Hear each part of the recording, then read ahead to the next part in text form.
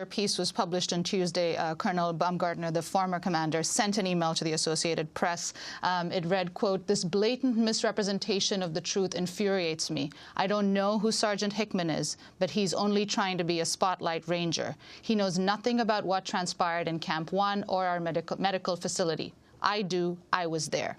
Your response? I think Colonel Baumgartner has a real problem right now, and we'll just start with the last part. I was there.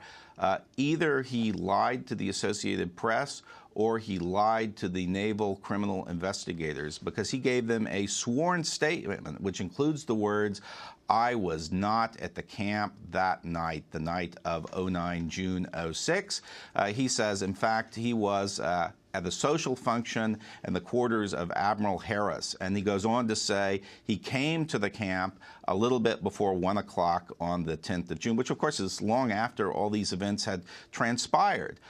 Beyond that, he says, "I do not know Sergeant Hickman."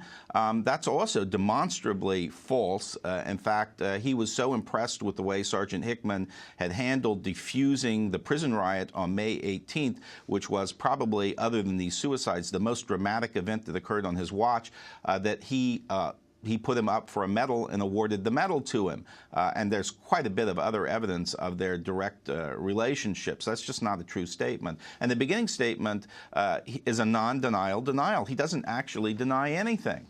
Scott, we just have a minute left. Talk about the role of the Justice Department in the cover-up and where the Obama administration is on this, what's happened over the past year. Well, maybe that's the most distressing single element other than the deaths themselves. The Justice Department is intimately involved in covering up these crimes from the first days after they occur.